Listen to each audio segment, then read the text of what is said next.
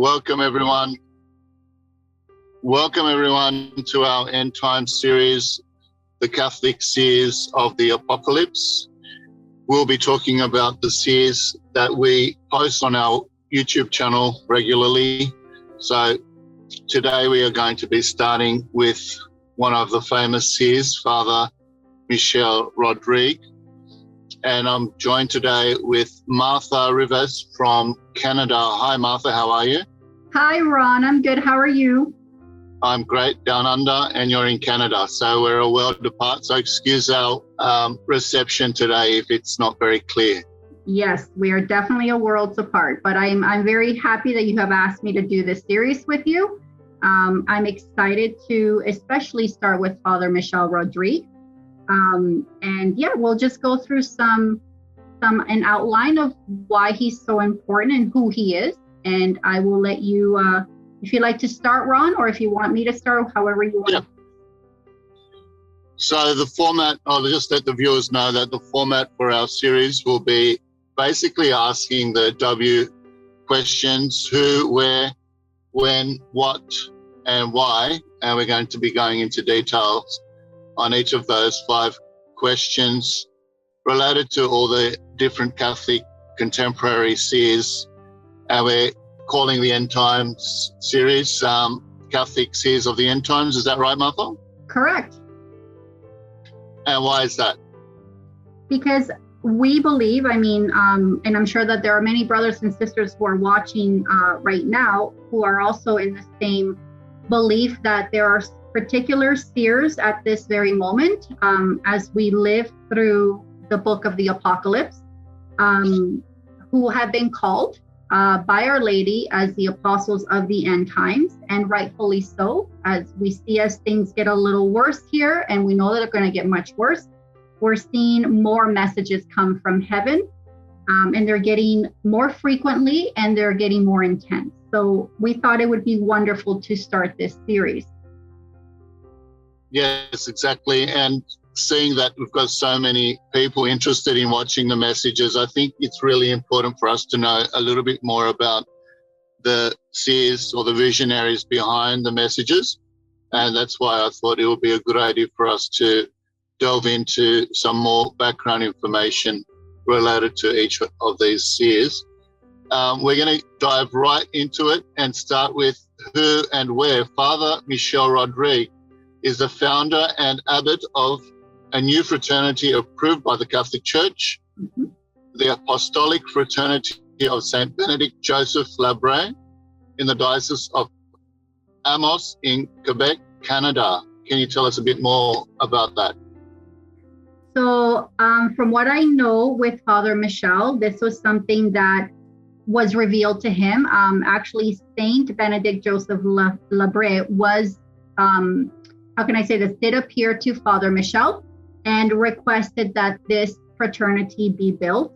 And the purpose of this fraternity, from reading Father Michel's messages from God the Father to him, the purpose of the fraternity is to build, in particular, 2 monasteries, which are going to house, especially the second monastery that's being built now, is going to house all the priests that will be elected to live through these end times, and they will be protected in this particular monastery.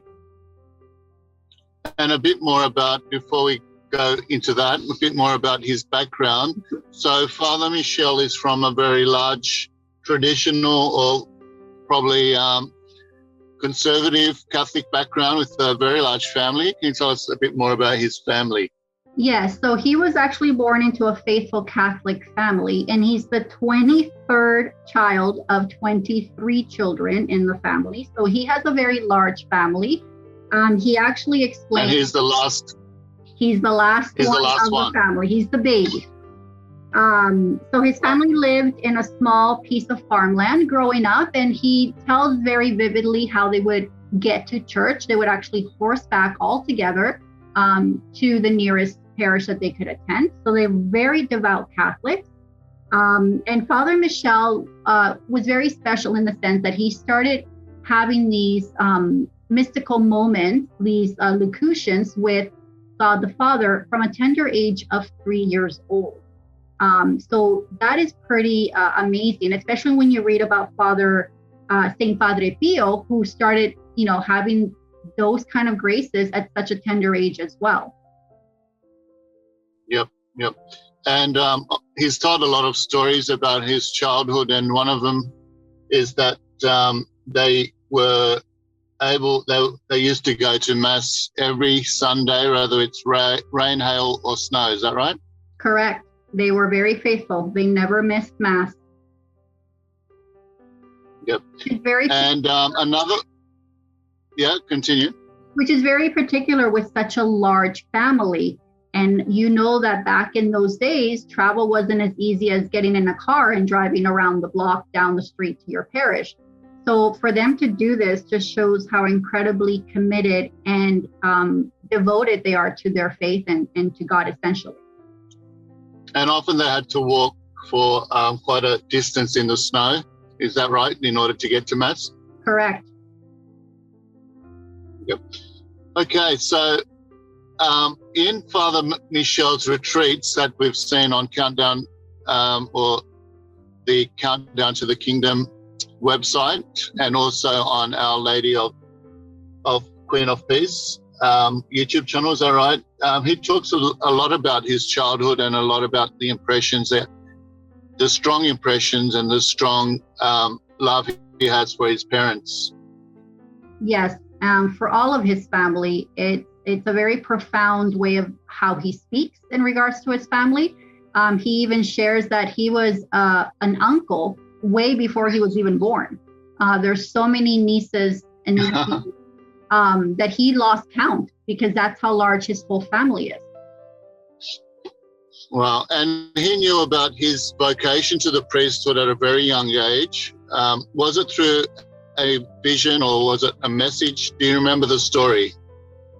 If I remember the story correctly, it was through locution, so interior conversations with God, who revealed to him that he was going to be a priest. And Father Michel was hesitant at first, almost like every Catholic seer seems to be hesitant when God or Jesus or Our Lady calls them to a special mission. But that's how it was revealed, that he would be a priest, and he would be chosen for a very special task by God the Father. And apparently I heard that he tried entering the seminary on a few occasions, and he was knocked back.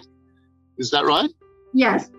And eventually God's providence prevailed and he was admitted into to becoming a priest. And he was just so persistent because he really knew that this is God's will for his life, and he just continued. Eventually he will be accepted. That's what I remember hearing from one of his retreats. And it's beautiful because he was so humble. He knew that he wasn't smart enough. He thought himself as somebody of low class to be learning all of these classes, philosophy, theology. And yet our Lord, God the Father, revealed to him a special prayer that he could pray. And in doing this special prayer, God the Father revealed to him so much wonders and so much, he revealed these mysteries of theology and philosophy that he actually surpassed even his professors, and they were blown away by the knowledge that he had gained. Wow. That's very interesting. What brings to mind is Saint Joseph Capino, who was a very humble and wasn't a very educated saint. Mm-hmm. And he got through the providence of God. He got through the seminary, and now he is the patron saint of I think it's seminarians or people that are studying, because he had no chance of getting through his seminary education, but through God's providence and grace he was able to do amazingly well. And I think that's similar to Father Rodrigue's story. Yep, it's amazing when God calls you to do something, what he does for you to do it. Saint Catalina of Siena is another one who didn't even know how to read and write, and yet she's a doctor of our church. So it's quite beautiful what God can do if you allow him to do that. Okay, so that's a little bit about his background. Who where and when about Father Michel Rodrigue. Let's go into the what, and we'll start with a little bit about the misconceptions and some clarifications about Father Rodrigue. He is a very controversial figure in the church. He's either loved or hated, and or believed in, or just thought of as a loony. What are the misconceptions, the main misconceptions around Father Rodrigue? So upon learning about Father Rodrigue, I have been very vigilant about what he shares for the last couple of years when he wasn't so well known. And when things started coming out about controversies, because there were people who started panicking, claiming that he was basically saying that it was going to be the end of the world, that we have to, get all these rations. And so people started panicking, and that's not what his intention was. So another thing that came up is that his bishop, so the bishop that Reverend Giles LeMay, he did support Father Michel. So Father Michel, in the sense of supporting him, Father Michel never hid anything from his bishop. He would always share everything with his bishop. But then there was something that came up that they accused Father Michel of saying that his bishop had approved of his messages, was in full support of the messages. And that's when this bishop came out and made a statement saying that, he did not fully support it. He actually disavowed the messages. But the thing is that disavow doesn't mean condemnation. He didn't condemn the messages. Sure. And that's what people need to... I think that the main concepts from reading the letter that the bishop wrote, he doesn't really agree with or confirm the concepts of the warning, the chastisement, and the era of peace. So he doesn't really believe that they're true concepts of the Catholic faith. Obviously, they are prophetic concepts by that bishop, and they are part of probably the tradition of private revelation in the Catholic Church, but obviously they are not doctrine as such. Exactly. The refuges and things like that. So those, they worried this bishop. But again, Father Michel is in good standing with the Catholic Church. Another controversy that came up is that he claimed to be an exorcist, and that was never the case. Father Michel never claimed to be an exorcist. And in a letter in response to the statement that was said by the bishop, and also there was also another bishop that supported Bishop LeMay, Bishop Robert Bourgon, also supported the disavowing of these messages. But there is a claim where they say that he was an exorcist. Now, here in the letter response, I'm going to read word by word this particular sentence. Sure. He says, "Besides this, I never claimed that I was the exorcist of the Diocese of Amos. However, whenever I had to do a ministry in this area, I always asked for the approval of the bishop. I know my pastoral and ecclesiastical responsibilities very well." So again, sure. People like to assume, and we have to discern information. And I really I respect him because he did ask Countdown for the Kingdom to correct some of the things that they had on there. And Countdown to the Kingdom was very polite about it and did as Father Michel asked. And he asked this because he was being obedient to his bishop. Now that to me speaks volumes of a priest who wants to be obedient, wants to be respectful of his faith, of his church, and is not going to go against the church. That to me makes it even more valuable and validates him. And let's remember that he was approved by the church to start a new religious order. Yep. That is not an easy process to go through. Obviously, they'll have to, he's the founder of the new religious order, the Fraternity of Saint Benedict Joseph Labre. Yep. And obviously, there's a rigorous process to go through in order to start your own religious order and to recruit new seminarians or, brothers or religious to a religious order. It's not any old Joe Blow that can do that. Exactly. And it's taken into consideration that even as we speak right now, he is building the second monastery. And again, the Catholic Church, his bishop isn't saying, hey, you need to stop that. They're allowing him to do this. They're supporting this. So, but again, it's understanding the terminology of things. When a bishop says, I disavow a message, it doesn't mean I condemn it. It just means I don't agree with it. And that's okay. Bishops are human beings. They're allowed to have opinions. So let's make it very clear, Martha, that although his messages contain controversial concepts that are prophetic in nature, such as the warning, chastisement, and so on, and refuges, none of his messages or teachings are contrary in any way to the faith or the doctrine of the faith. Exactly. These are messages that have been revealed to us through mystics and saints, even from the 1500s. So this is not new messages. These are just being reiterated with much more intensity because we're living in these end times and we are living in the book of Revelation.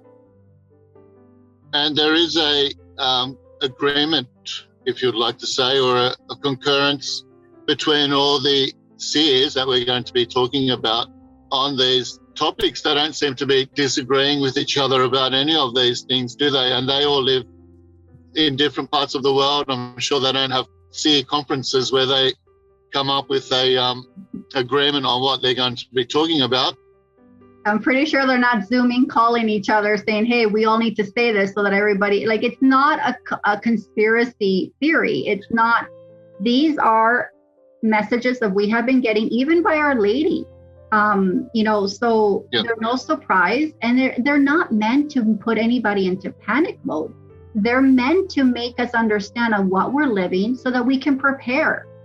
I'm pretty sure that anyone here, if they saw a storm coming, they saw a hurricane coming, they would prepare. They would prepare to protect their family. So it's the same thing, where we just need to prepare for what's coming.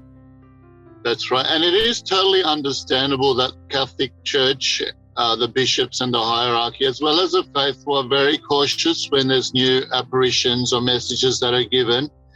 And we've seen that throughout the ages, especially the last century, with a lot of the apparitions where there is a lot of caution, and the church really needs to consider each on its own merits, really. And with time, obviously there will be some kind of a consensus about whether that apparition or message is approved. But I think what is really convincing is the consensus of all of these messages, and that they're all giving the same messages, they're giving the same themes and prophecies, and that they are very much aligned with the main messages that are approved, such as Our Lady of Fatima, such as Our Lady of Quito, and Our Lady of La Salette, for example. These are all approved Catholic apparitions and messages.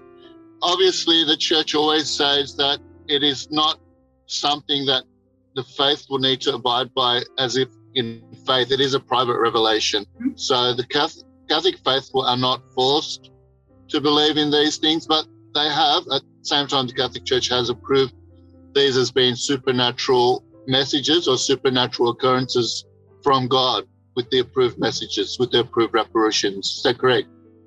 Exactly. Even looking back to Our Lady of Good Success is another huge, and that happened even before Our Lady of La Salette in Quito, Ecuador. So again, we have to understand that private revelation, like you said, we don't have to believe in it. But those that are approved in particular, they have a profound message, and that meets a general sense of what is also right now being shared with all of these particular spheres, including Father Michel, especially Father Michel. Yeah, and one of the big things about all the themes that Father Michel seems to be proclaiming and speaking about on a constant basis is the theme of the refuge And I think it's not very clearly stated or clearly known by a lot of Catholics what a refuge is. Obviously, Our Lady says that she and her Immaculate Heart, she is the refuge. Her Immaculate Heart is the refuge of these end times, and that's the main spiritual refuge. But Father Michel talks about a physical refuge, an actual physical refuge. Can you tell the audience a bit more about that before we wrap up for today? Yes, so Father Michel actually was shown by God the Father a map of the world where every single physical refuge is been selected, either has been built or is about to be built. So he knows this. Now, obviously, it's not going to be shared through God's providence. But again, reiterating what you said, Ron, the first refuges that we have are the Sacred Hearts, the Sacred Heart of Jesus and the Immaculate Heart of Mary. Without those two refuges, we got nothing. But there are physical refuges where, for example, Father Michel, his second monastery is specifically being built to be a refuge for the priests that will be basically our priests in the era of peace. So they're going to live in that refuge during the chastisements of the Antichrist. There's also other refuges throughout the country. And what I love about Father Michel is that in Countdown for the Kingdom, because they do such an extensive timeline with him and details with him, you can go to Countdown for the Kingdom and you can learn about the refuges. What I particularly like is that Father Michel shares with us a beautiful prayer that God the Father revealed to him, which will consecrate, if it's God's will, okay, that would consecrate our home to God the Father. And that prayer can be found on Countdown for the Kingdom. It's a very beautiful, simple prayer where you say it in your home. You take a little bit of blessed salt and holy water and you put it in each corner of your house. And there's also a different prayer if you own your property. So you can do it also outside of your property. Yeah, what we might do, Martha, we might make that prayer available in our descriptions, the descriptions to our video today. Yep. And that way, and also the link as well, we can put that link there to Countdown to the Kingdom, because I think it's something that every Catholic family would want to know and pray. Yep. So that we can have just that reassurance that God is looking over our homes and our families during these difficult times. And one thing, like I said, I want to reiterate is that it's not a guarantee that your home is going to be a refuge. God will decide if your home will be a refuge. So again, physical refuges are being built. They have been selected for the faithful because after the warning, the faithful that are selected who say yes to God will be taken to these refuges by their guardian angel to protect them from the chastisements of the Antichrist. Now, one thing to make very clear is there's a beautiful, we could also try and maybe put a link to this particular piece as well. Father Michel has a very special devotion to the Sacred Family. And Father Michel has said that it has been revealed to him by God the Father that he wants Catholics, his children, but we know that it's Catholics because Catholics believe in the Sacred Family, to have this central Holy Family in their homes. So it could be an image of the Holy Family, or it can be the nativity scene. It needs to be blessed. And he says you could do an exorcism prayer. A priest could do it, but if it's just blessed, that's fine too. And you need to put it somewhere center in your home.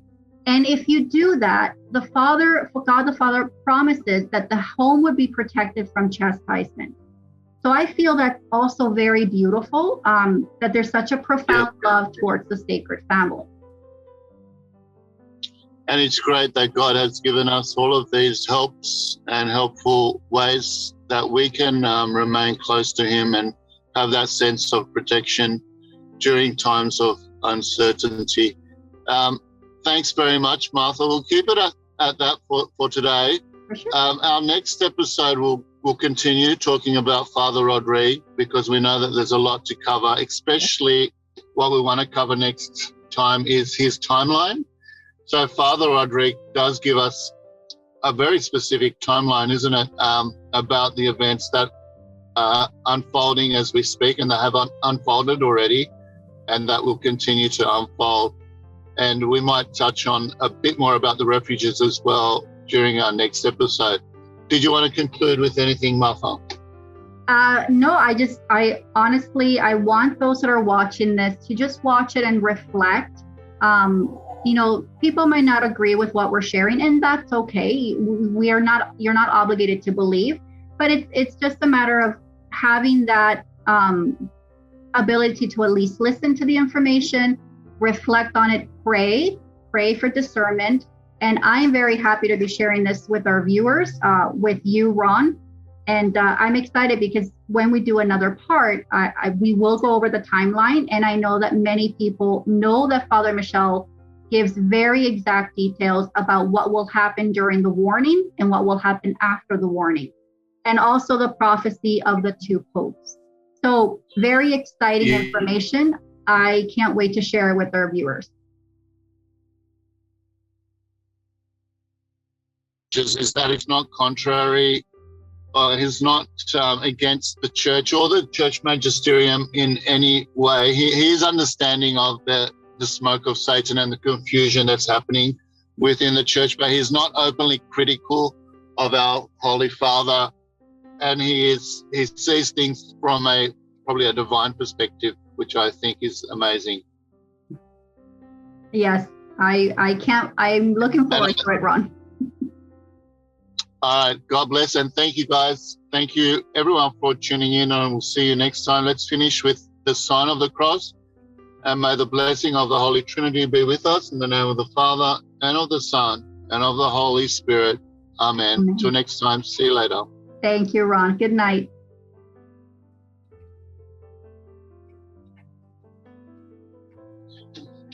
Yeah, you can.